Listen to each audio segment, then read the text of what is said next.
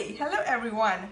I'm here to talk about pressure cookers, and I've had people asking me about how to use pressure cookers and being it to be like very scary, because pressure cookers can really scare people because it's loud and it can create a lot of pressure, and people are worried about getting it exploded on their faces.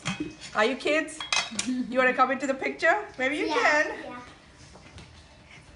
Alright, so you wanna try using a pressure cooker and see how it is? Yeah. No?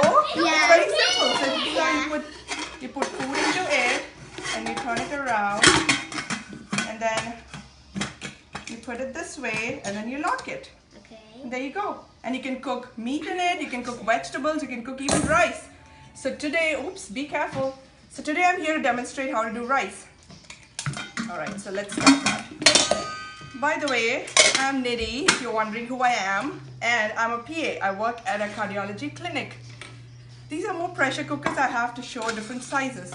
This is a really large one. I think it's about 7 liters, and it cooks larger volumes, good for meats. And this is more of an in-between size, maybe 3 to 4 liters. This is like a 2-3 liter version. And I mostly use this to cook rice, and this maybe also for rice too, and this is mainly for meats. Alright, so let's start with the rice. I have here a cup and a half of rice, and this is basmati rice. So let's just, I'm sure I measured it, so we'll just pour this in here. And this is how I have the rice. You can pre-rinse it if you want, but usually I don't rinse the rice because it has some nutrients in it, and when you rinse the rice, all the nutrients gets washed out. So you have to be sure about that if you want to rinse it or not. Alright, so let's measure the water, and you need to double up your water.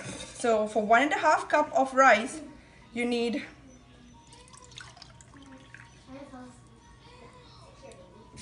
twice the amount of water. So that's 1, 2, and now let's measure like half and another half. There you go. Now if you want, you can add a little bit more water, and if you want the softer rice consistency, but if you really want it to be not that sticky enough, I usually stop at this point, but some people add a little bit more water for it, but I don't want to. Alright, so let's see that, and this is how it is. Let's put the cap.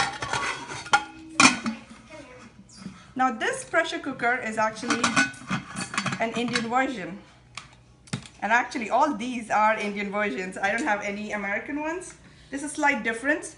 The American ones are actually, you want to take it from far with the face, are actually with the weights, and these weights actually prevent the pressure from escaping, and it builds up and cooks the foods inside with the right amount of pressure, and when there's excess steam, it almost lifts up and it whistles every time. So I count the number of whistles. Usually for rice, at this quantity, 1.5 cups, I stop at 3 whistles. If you're doing meats, it can take like 7-8 whistles, especially beef and chicken. I mean not chicken, sorry, beef and lamb and goat. And for dals or lentils, it would take a little longer too, maybe even 7-8 whistles, because you want it to be fully cooked. Alright, so let's start with the rice then. I'm gonna put this on the stove and turn it on. And let's wait and watch. Alright, so the rice is cooking right now. It's been a couple of minutes. Usually it takes 5 to 8 minutes depending upon the quantity of rice. But it's really quick, it's really fast. So when I go to work, I come back home, even before I change, I put the food and I go up. By the time I change and I freshen up and come down, the rice is ready. So it's that fast. So this is the noise. You basically listen to the noise. That's the whistle, that's the pressure building up, but it's going to whistle once the pressure is completely built up. So we need to wait for that. And I usually put it at between medium to high, so that it's not too high or not too slow. It would take longer time. So you just have to kind of understand your the BTU of your gas. Alright, And in the meantime, let's talk about American pressure cookers, because this is an Indian version. And I basically have not used American pressure cookers, but they are actually pretty simple and easy. They cook fast, and they don't have this weight mechanism. Next time I'm going to demonstrate that once I get one. I'm going to purchase the American pressure cooker, and so how it looks is pretty much how we see in food channels. They use it a lot.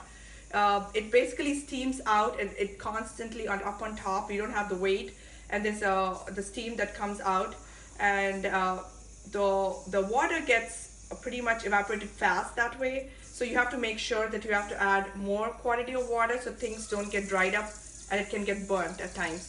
So that is something we need to kind of figure it out and understand by using that pressure cooker and versus this one.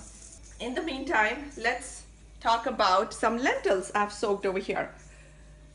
I have some lentils out here, and I'm going to sprout these tomorrow. In fact, maybe it takes 48 hours, so maybe day after tomorrow I'm going to finish it.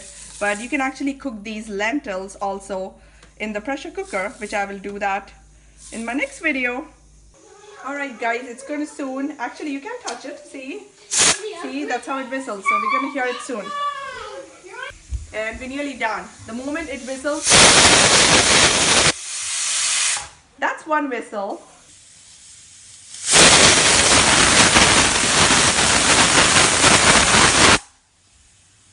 That's two.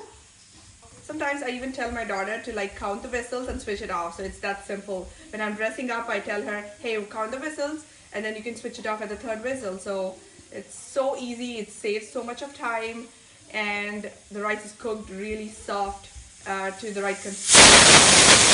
There you go. That's the whistle. And I switch it off. It's done. Rice is ready. So now what we can do is we should not touch this. We have to leave this. We have to wait it to rest and quiet down. So once the steam subsides, then we can take off the weight. Otherwise, it's not good to take it off right now because it's going to be like trying to do that. So we should not touch that. Push that to the back because I have my little one, so I don't want him to come and play with it. And let it sit for maybe 3 minutes.